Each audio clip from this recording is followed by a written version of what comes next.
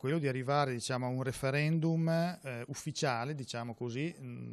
Finora sono state fatte iniziative di associazioni, diciamo, private con consultazioni referendarie online oppure la raccolta firme ai banchetti fatte dalla Lega. Ecco, il nostro obiettivo invece è di arrivare a un referendum che sia approvato dal Consiglio regionale, approvando il progetto di legge regionale che già è depositato e già è stato discusso ed è in discussione, quindi quello è l'obiettivo primario, quindi di arrivare a una legge regionale o comunque un impegno della regione a indire un referendum.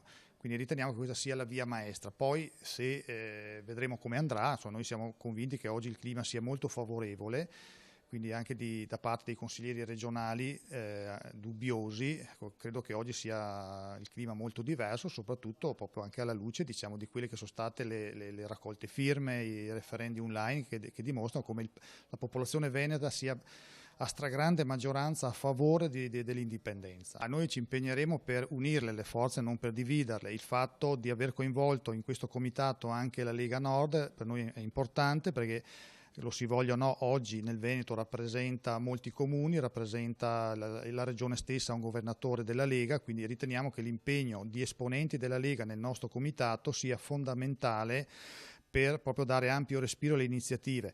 Noi stiamo collaborando con tutti, abbiamo collaborato anche con il referendum online, con Plebiscito, abbiamo collaborato con altri gruppi venetisti, stiamo collaborando.